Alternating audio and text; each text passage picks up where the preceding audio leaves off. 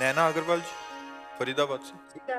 जी। श्री राधे महाराज जी। महाराज जी, हमारे अच्छे या बुरे कर्मों के अनुसार हमें जन्म मिलता है।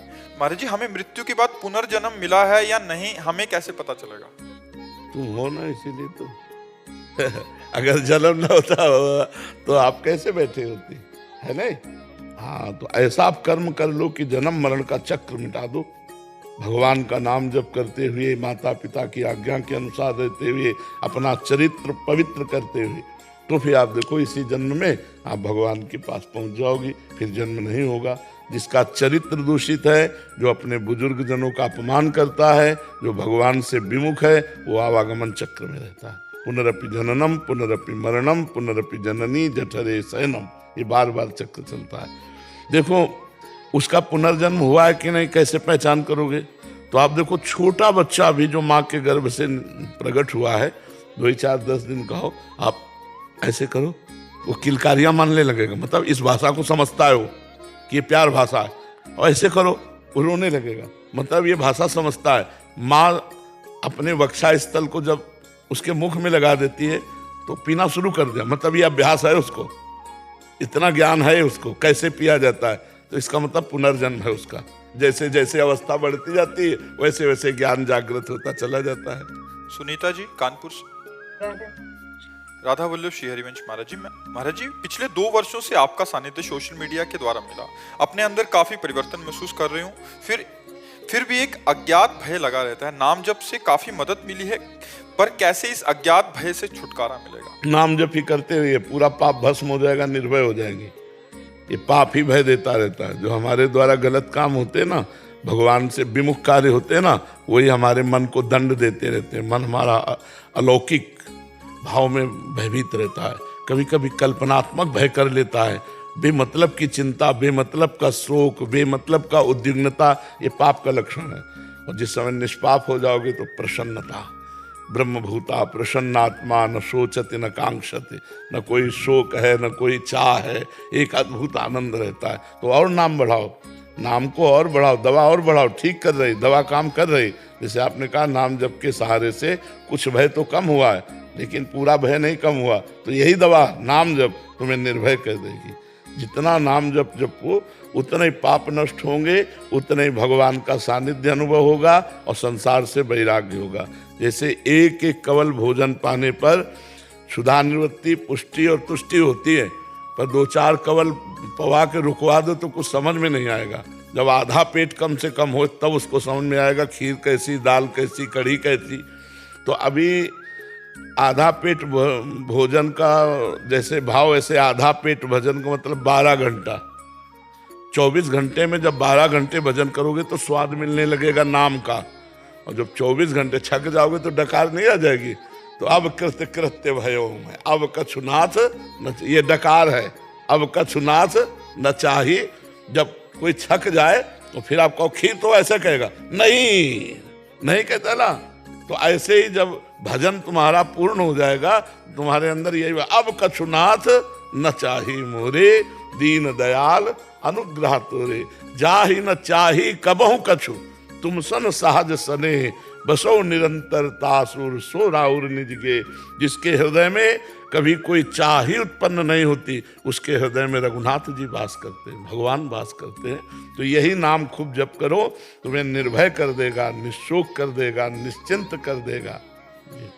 पंकज राय जी, कलकत्ता। राधा वल्लभ श्री हरिवंश महाराज जी। महाराज जी, आपके चरणों में कोटि कोटि प्रणाम। गुरुदेव, मानव जीवन सेवा, साधना और आराधना के लिए मिला है, पर मन इंद्रियां भोग और विषयों की ओर आकर्षित होती हैं। अशांत मन से नाम जप नहीं हो पाता। महाराज जी, ऐसे में मन को कैसे शांत रख के नाम जप करें? मन का बड़ा विचित्र और चंचल स्वरूप है। किसका प्रश्न है? मन तो चंचल सबनते, या को कौन उपाय, साधन को हरि भजन है, कै सत्संग सहाय। यदि हम रोज सत्संग सुने और बिना मन लगे भी नाम जप करें, हमारा परम मंगल होगा, परम कल्याण होगा। जैसे आग है, उसमें दाहिका शक्ति है। दाहिका माने जलाने वाली। भूल से छू जाए तो जल जाओगे, प्यार से छू लो तो जल जाओगे, जबरदस्ती कोई छुआ दे तो जल जाओगे। क्योंकि उसमें दाहिका शक्ति है। जैसे जहर में मारण शक्ति है, प्यार से पालो तो मर जाओगे, कोई आपको भूल से पवा दे तो मर जाओगे, उसमें मारण शक्ति है। अमृत में अमर करने की शक्ति है, नाम में तारण शक्ति है। पाप भस्म करके जीव को जन्म मृत्यु चक्र से मुक्त कर दे। तो भाव कुभाव अनख आलसहु, नाम जपत मंगल दिशि दसहु। जैसे दो लकड़ियों को बार बार रगड़ो तो उससे अग्नि पैदा हो जाएगी। अरण्य मंथन इसी से होता है। हमारी जबान और राधा नाम ये दो का घर्षण हो जाए तो दिव्य ज्ञान शक्ति, प्रेम शक्ति सब प्रकट हो जाएगी। चिंता करने की जरूरत नहीं। मन तो पंग हो जाएगा, भागेगा ही नहीं। लगे रहो, लगे रहो। मन लगे ना लगे उससे क्या मतलब होता है? किस और संतुष्टता भोगों से मिलेगी, भोगों से मिलेगी।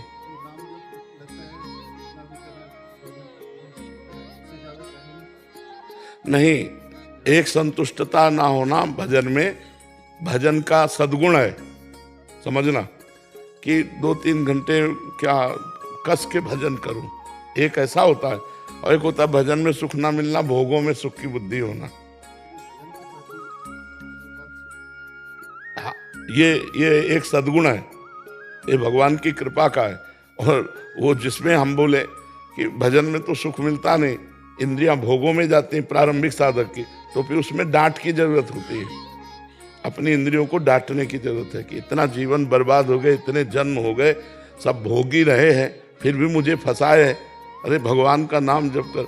जब सही भजन होगा तो एक सद्गुण प्रकट होता है। जैसे अधिक धन का लाभ होने पर लोभ बढ़ता है, ऐसे अधिक भजन होने पर भजन का लोभ बढ़ता है। और उसको पूरे जीवन भर ये लोभ बना रहता है कि और भजन करूं, और भजन करूं, यहाँ तक कि भगवान की प्राप्ति हो जाने पर भी वो भजन का लोभ नहीं छोड़ पाता। समझ रहे ना? तो ये सद्गुण है। और ये दुर्गुण है कि भगवान के नाम में तो सुख मिल नहीं रहा, अब भोगों में सुख, तो फिर वो ठीक नहीं है। समझ पाए आप जी? मनोज जी। महाराज जी, आपके चरणों में कोटि कोटि प्रणाम। महाराज जी, वासुदेवम सर्वम, सब कुछ वासुदेव ही है। सब में समान भाव रखकर उनमें भगवान के देखकर समान रूप से सबकी निष्काम सेवा का भाव रखना है। ये व्यवहारिक जीवन में कठिन सा मालूम होता है, क्या प्रेरणा? कठिन, बहुत कठिन है। भगवान ने कहा बहुनाम जन्मनावंते ज्ञानवान माम प्रपद्यते वासुदेवा सर्वमिति सा महात्मा सुदुर्लभा। सुदुर्लभा, बहुत जन्म की साधना के बाद ये स्थिति आती है कि सब में भगवान वासुदेव है। बहुत कठिन है, क्योंकि हमारे अनुकूल कोई चले तो हम उसमें भगवान देख सकते हैं, लेकिन प्रतिकूल चले तो कैसे देख सकते हैं? धर्म के अनुकूल चले तो हम भगवान देख सकते हैं, लेकिन अधर्मी में हम भगवान कैसे देख सकते हैं? और शास्त्र कहता है ये क्रूरा अपि पापिनो न च सताम संभाष्य दृश्याश्चय सर्वानुवस्तया निरीक्ष परम स्वाराध्य बुद्धिर्मम। जो क्रूर हैं, पापी हैं, दुष्ट हैं, जो संभाषण करने योग्य भी नहीं, उनमें अपने इष्ट को देखे तभी बुद्धि शुद्ध मानी जाएगी। अब आप सोचो कितना कठिन।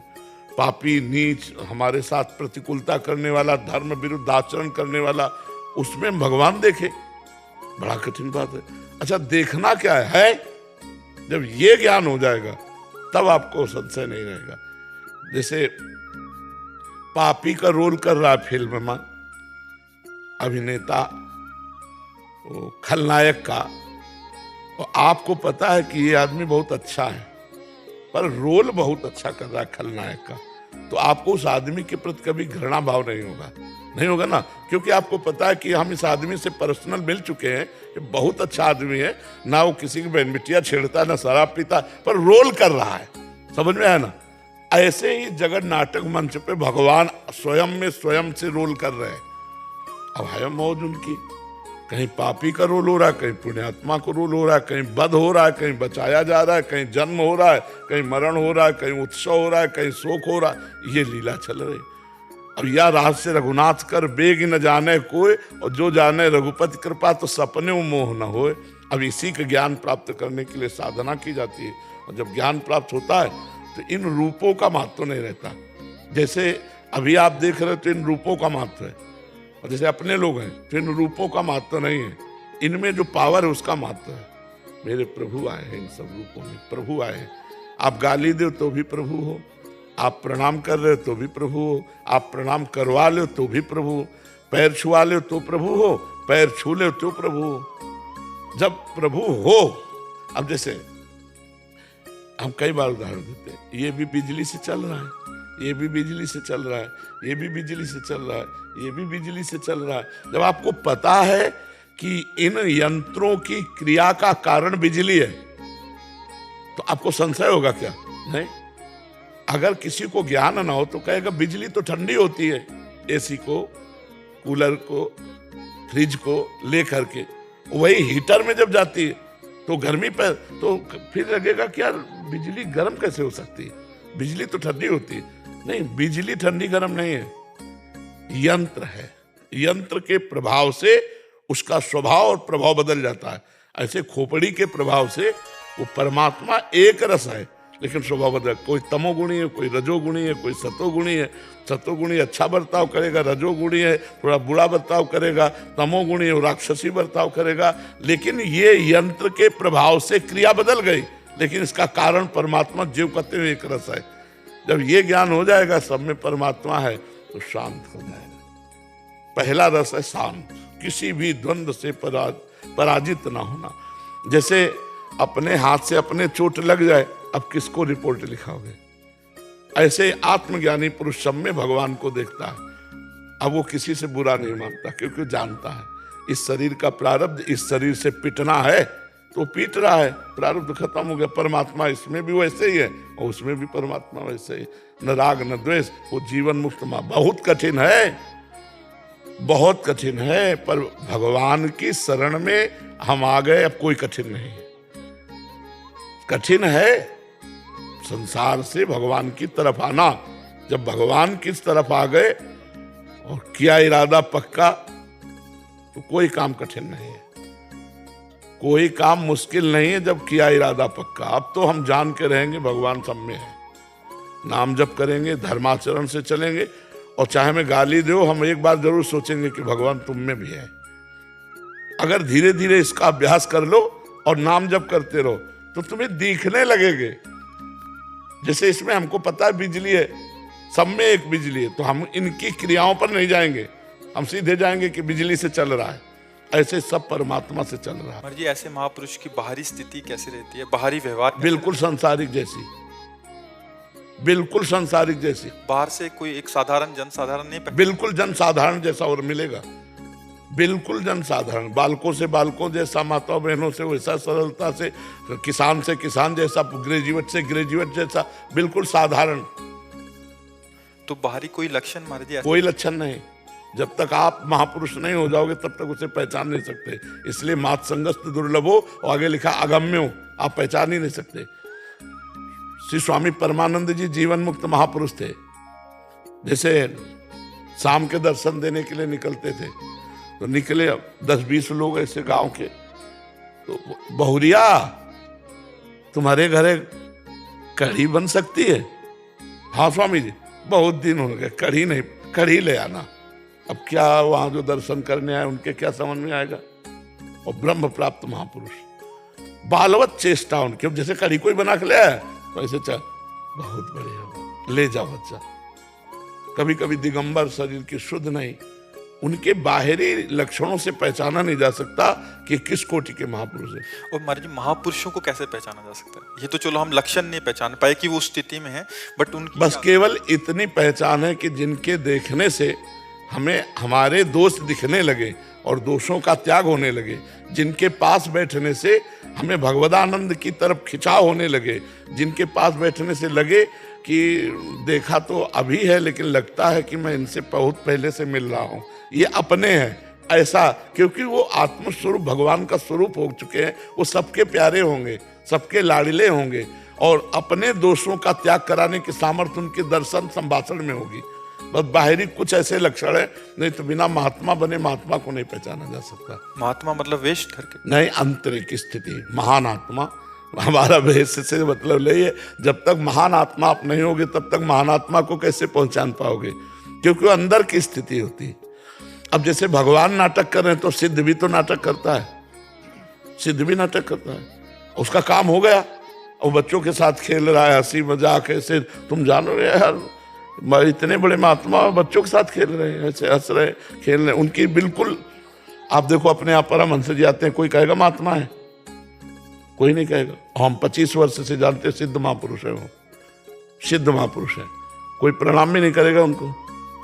एक बनियान टांगे, एक अंगोछा ऐसे पहने, किसी के भी घर में नहा लिया, वही कपड़े छोड़ दिए, दूसरे कपड़े वो ला के दे दिए। पहले ऐसे 50 ब्रजवासियों के घर उनके कपड़े टंगे, और 25 वर्ष हो गए, कोई घर नहीं, कोई रुपया नहीं, कोई पैसा नहीं।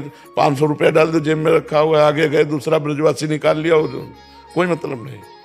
सिद्ध महापुरुषों को पहचानना सिद्ध महापुरुष ही पहचान सकते हैं, दूसरा नहीं। या फिर वो कुछ चमत्कार करें अपने जीवन में, हमको जनावे, जैसे प्रभु के लिए लिखा है सोई जाने जे देव जनाई, ऐसे संत अगर जनाना चाहे तो जना सकते, अन्यथा नहीं। हाँ बिल्कुल, ये मतलब ऐसे बाहरी लक्षणों से नहीं पहचाना जा सकता। अच्छा मान लो हम बोल रहे हैं तो आपको समझ में आ रहा है, कुछ संत बोलेंगे ही नहीं, मौन है, अब क्या पहचानोगे आप? अब एक जगह समोसा बट रहा था, तो एक संत कई बार समोसा मांगे, तो एक गुरु भाई थे, तो उनको उनके प्रति जो भाव था वो कम हो गया कि यार बार बार समोसा मांग रहे हैं, और वो हटा रहा है बार बार, ऐसे ऐसे दोनों हाथ से लेके खाते जा रहे, मांगते जा रहे। जो ही कुटिया में घुसे सो गुरु जी ने कहा, ए तुम्हारे शरीर से दुर्गंध आ रही।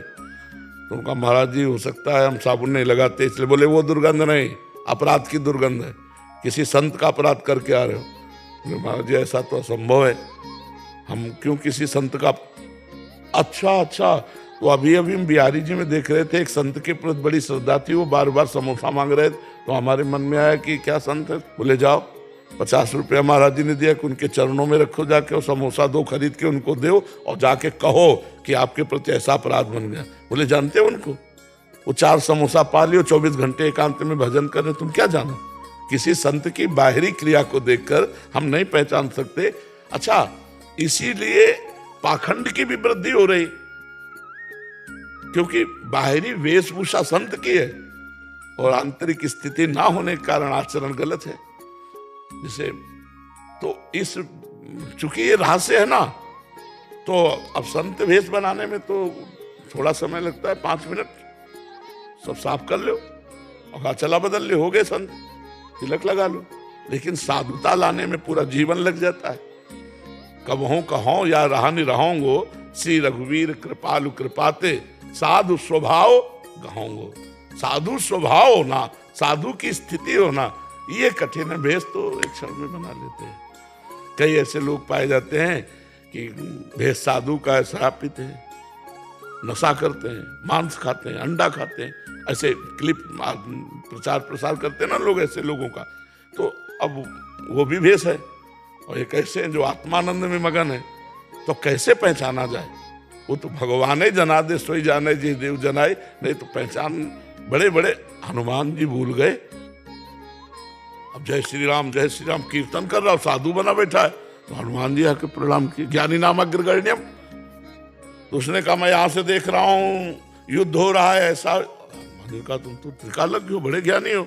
बोले आओ तुम नहा के, हम तुम्हें गुरु मंत्र दे दे, तुमको भी ज्ञान हो जाएगा। तो देखो इतने महाभागवत संत वेश का कितना आदर कर रहे हैं कि ज्ञानी नाम अग्रगण्यम, वो जाके नहा के आ रहे थे गुरु मंत्र लेने के लिए, तो वहां मगरमच्छ ने पकड़ लिया। तो जब उसका वध किया तब कहा महाराज ये कालनेमी राक्षस है, ये बाबा जी नहीं, संत नहीं। तो कहा अच्छा, गए तो बोले आओ जल्दी गुरु मंत्र ले लो। बोले नहीं, पहले गुरु दक्षिणा ले लो, और पूछ में लपेट कर। तो भेष देखो, भेष से नहीं पहचाना जा सकता। भेष से कालनेमी ने हनुमान जी को भी धोखा दे दिया, धोखा दिया कि नहीं दिया। तो सच्चा संत और कच्चा संत, इसके कोई थर्मामीटर नहीं है कि पहचाना जा सके। ये जरूर है कि आचरण बता देंगे। सच्चे संत का भुने हुए चना के समान स्वरूप समझो। जैसे भुना हुआ चना हो, खूब खाद पानी डालो, अंकुरण नहीं होगा। ऐसे ही विषय अंकुरण, संसारिकता, पाप कर्म, अधर्म, ये नहीं हो सकते। प्राण दे सकता है लेकिन अधर्म आचरण में, और उसको एकांत में उसके पकड़ो। समाज में तो सब बढ़िया मिलेंगे, एकांत पकड़ो उसका, एकांत में चुपचाप देखो तो सारी पोल खुल जाएगी, कौन असली कौन नकली। एकांत जिसका सच्चा हो वही सच्चा संत है। पक्का 100% पहचानना है, समाज में नहीं पकड़ पाओगे। देखो 2-2, 4-4 घंटे की सीन उसमें वेब सीरीज में साधु महात्माओं के नहीं आते, तो वो भी तो नाटक कर रहा है, पर कितना संभल के कर रहा है। तो मतलब संभल के नाटक किया जा सकता है। अब उतरने दो मंच से, जब मंच के आने के पहले के जितने चरित्र हैं वो सब देख लो, पता चल जाएगा नकली है कि असली है। जो असली होगा वो एकांत में समाज से ज्यादा पवित्र होगा, शांत चिंतन भगवत परायण। और जो नकली होगा वो बस ड्यूटी बाय ड्यूटी होगा, इसके बाद फ्री खाओ पियो मौज करो मस्ती करो, पकड़ जाएगा। ये है। पर ये कौन भाई एकांत में अपने घर आले देगा, अपनी कुटिया में कौन आले देगा एकांत की तुम हमारी परीक्षा करो। तो भगवान ही मिलावे, संत से तो मिलन हो सकता है, नहीं संत मिलन बड़ा दुर्लभ है। सुतदाराधन लक्ष्मी पापियों के घर होए, संत समागम हरि कथा तुलसी दुर्लभ होए। जी महाराज जी, पैंट शर्ट में महात्मा कैसे रहा जा सकता? पैंट शर्ट में महात्मा, हाँ, अपनी पत्नी के सिवा किसी माता बहन की तरफ गंदी दृष्टि न करे, अपनी मेहनत की कमाई के सिवा किसी की बेईमानी का 1 रुपया न ले, और नाम जप करे, अधर्माचरण न करे, तो वो महात्मा ही है। पैंट शर्ट में महात्मा है पक्का। वो ब्रह्मचारी है जो अपनी पत्नी में केवल भाव रखता है, किसी जगत की और दूसरी माता बहनों की तरफ गंदी दृष्टि नहीं, जो अपने धन पर ही केवल हक रखता है, दूसरे के धन पड़ा हो तो भी नहीं उठाता है, और जो दूसरों का मंगल सोचता है, कभी किसी का अहित नहीं करता, वो महात्मा ही है। पैंट शर्ट में भी महात्मा है।